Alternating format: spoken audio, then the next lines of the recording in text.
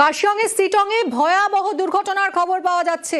নিয়ন্ত্রণ হারিয়ে খাদে পড়ে যায় গাড়ি, 3 জনের মৃত্যুর খবর পাওয়া যাচ্ছে। সিটংয়ের মানায় নিয়ন্ত্রণ হারিয়ে খাদে পড়ে যায় গাড়ি।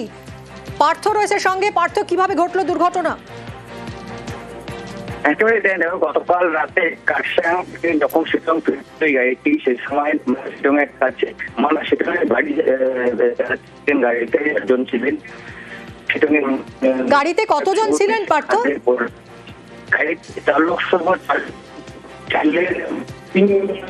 তোমার কথা স্পষ্ট শুনতে পাচ্ছেন, একটু যদি সরে এসে কথা বলা সম্ভব হয়। এই মুহূর্তে আপনারা দেখতে পাচ্ছেন যে দুর্ঘটনার কবলে পড়া গাড়িটা একেবারে দুমড়ে মুচড়ে গেছে। খাদে পড়ে যায় এই গাড়ি এবং 3 জনের মৃত্যুর খবর পাওয়া যাচ্ছে এখনো পর্যন্ত। সিটংয়ে ঘটেছে এই দুর্ঘটনা।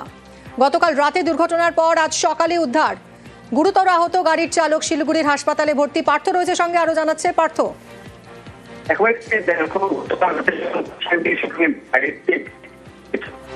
তোর সঙ্গে আবার আমরা পরে যোগাযোগ করবো পার্থ, আপাতত ধন্যবাদ। গতকাল রাতে এই দুর্ঘটনা ঘটেছে এবং আজ সকালে উদ্ধার কাজ চলছে।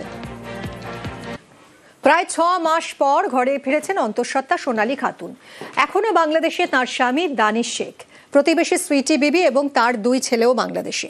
এই 4 জন কবে এখন বাড়ি ফিরবেন, বীরভূমে উৎকণ্ঠায় রয়েছেন পরিজনেরা।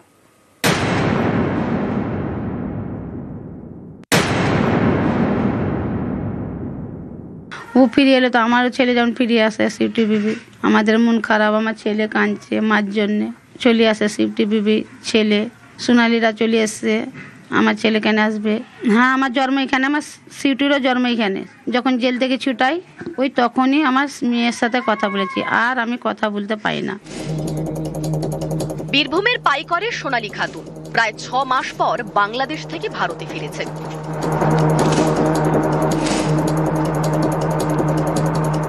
শুক্রবার সন্ধে মালদা হয়ে ভারতে ঢোকেন অন্তঃসত্ত্বা সোনালী ও তার 8 বছরের ছেলে। তার স্বামী দানিশ শেখ এখনো বাংলাদেশে। এ নিয়ে উদ্বেগে সোনালীর বাবা। তার বক্তব্য, মেয়ে প্রায় 9 মাসের অন্তঃসত্ত্বা। এই সময় স্বামী কাছে না থাকলে দেখবে কে? জানার লাগে ওর পাশে তো লোক স্বামীর দরকার। স্বামী না হলে তো আমার তো ক্ষমতাও নাই দেখভাল করার। স্বামীটাকে কেন ছাড়লো না? স্বামীকেও ছাড়বো, আমার এইটাও অনুরোধ। আর কিছু বলার অসুবিধা হচ্ছে, বহুত অসুবিধা। তার 2টা বাচ্চা নিব, দরকার কে সামাল দেবে এগুলাকে? আমার তো ক্ষমতা নেই। সোনালীর প্রতিবেশী সুইটি বিবি, তার 3 ছেলে। এক ছেলে রয়েছে বীরভূমের বাড়িতে, আর 2 ছেলেকে নিয়ে প্রায় 6 মাস ধরে বাংলাদেশে সুইটি। তার মায়ের প্রশ্ন, সোনালী তো বাড়ি ফিরেছেন, তার মেয়ে এবং নাতিরা কবে ফিরবে? ও ফিরে এলে তো আমারও ছেলে যেমন ফিরে আসে। সুইটি বিবি, আমাদের মন খারাপ, আমার ছেলে কাঁদছে মার জন্যে। চলে আসে সুইটি বিবি, ছেলে সোনালিরা চলে এসছে। আমার ছেলে কেন আসবে? হ্যাঁ, আমার জন্ম এখানে, আমার সুইটিরও জন্ম এখানে। যখন জেল থেকে ছুটাই ওই তখনই আমার মেয়ের সাথে কথা বলেছি, আর আমি কথা বলতে পারি না। বিনা অপরাধে একজন ভারতীয় নাগরিককে কিন্তু তার দেশ থেকে বিতাড়ন করা হলো। সেই সঙ্গে তার যে বাচ্চা, সে কিন্তু শিক্ষা থেকে কিন্তু তার কিছুদিন হলেও সে বিরত হলো, এবং একটা ট্রমার ভেতর দিয়ে ওরা কিন্তু চলছে আজকে। মুরারইয়ের 2 নম্বর ব্লকের পাইকর। এখানকার বাসিন্দা সোনালী খাতুন, তার স্বামী দানিশ শেখ, প্রতিবেশী সুইটি বিবি। সকলেই দিল্লির রোহিণীতে পরিযায়ী শ্রমিকের কাজ করতেন। সেখানে বাংলা বলায় বাংলাদেশি সন্দেহে দিল্লি পুলিশ তাদের আটক করে। অভিযোগ, 26শে জুন সোনালী তার ছেলে ও স্বামী সহ 6 জনকে জোর করে পাঠিয়ে দেওয়া হয় বাংলাদেশে। 1 ডিসেম্বর বাংলাদেশের আদালত জামিন দেয় সোনালীদের। সেদিনই জেল থেকে মুক্তি পান। শেষমেশ শুক্রবার সন্ধে নাবালক ছেলেকে নিয়ে দেশে ফেরেন সোনালী। সোনালীর স্বামী দানিশ, প্রতিবেশী সুইটি এবং তার নাবালক 2 ছেলে এখনো বাংলাদেশে। বীরভূম থেকে অক্ষয় ধীবর, নিউজ 18 বাংলা।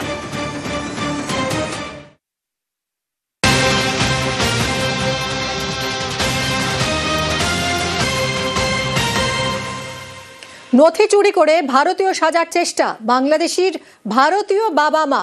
বসিরহাট 1 নম্বর ব্লকের পূর্ব ঘোনায় চাঞ্চল্য ছড়িয়েছে। কি অভিযোগ জানবো জিয়াউলের কাছ থেকে। জিয়াউল। দেখো, অর্থাৎ একদিকে বাংলাদেশি তিন যুবক তারা কিন্তু ভারতীয় বাবা মার নথি চুরি করে সেখান থেকে কিন্তু একাধিকবার তারা কিন্তু ভারতীয় ভোটার হওয়ার চেষ্টা এবং ভারতীয় হওয়ার চেষ্টা, অর্থাৎ মূলত তিনজনই কিন্তু তিন ভাই, অর্থাৎ একদিকে মোস্তাকিম, ঝন্টু এবং গফুর শেখ, তিনজনে কিন্তু বাংলাদেশি। তারা কিন্তু ভারতে এসে প্রথমে এক বাবা মার কাছ থেকে নথি চুরি করে সেখান থেকে কিন্তু তারা বাংলাদেশের ভোটারের নাম, ভারতীয় ভোটারের নাম তোলেন। তারপর থেকে কিন্তু একাধিক জায়গায় চুরি, ছিনতাই, রাহাজানি এই ধরনের ঘটনাও ঘটায়। অর্থাৎ এই তিনজন যুবকের মধ্যে দুই যুবক এখনো পর্যন্ত জেলে, একজন পলাতক। কিন্তু যেভাবে ভারতীয় বাবা মায়ের পরিচয় চুরি করে, নথি চুরি করে তারা কিন্তু ভারতীয় ভোটার হিসেবে কিন্তু এখানে নাম তোলেন, এমনটা অভিযোগ। ফলে সমস্ত সুযোগ সুবিধা তারা নেন। এই ভারতীয় বাবা মায়ের কি বক্তব্য একবার শুনি। ঝন্টু তো আমার কিছুই হয় না, এই আসল বাড়ি কোথায় তাও আমি বলতে পারছি না। বাংলাদেশে শুনেছি, এখন শোনা যাচ্ছে বাংলাদেশে বাড়ি। আমারও ভোটার লিস্টে নাম তুললো, এই হচ্ছে গিয়ে আমি তো জানি না। এইবার ওই হচ্ছে গিয়ে আমার কাছে ঘর দেওয়ার নাম করিয়ে আমার কাগজপত্র নিয়ে এলো। কাগজপত্র নিয়ে কেতে কি করেছে আমি নিজেই বুঝতে পারছি না। মেম্বার নিয়ে এলো, আগে যে মেম্বার ছিল। হ্যাঁ, আমি তো জানিয়েছি, থানায় জানিয়েছি, ফাঁড়িতে জানিয়েছি, তারপর অঞ্চলে জানিয়েছি, ভিডিও জানিয়েছি, কোর্টে জানিয়েছি। ঝন্টু মন্ডল এখন থানায় এই এত রয়েছে, ওই জেলে রয়েছে, অনেক কার মার্ডার করেছে শুনেছি। আসল বাড়ি কোথায় তা কি করে বলবো বলো? বারবারই যদি এরকম আবেদন জানাও তা আমরা বারবার বলতে পারি। আমাদের ওতে যেন নামটা কাটা যায়, যাতে গ্রামেও আরো 10 জন আছে তাদের কাছেও শোনো আমাদের ছেলেকে, আমার তো একটাই মেয়ে, কি করে আসলো তা আমরা কি করে বলবো?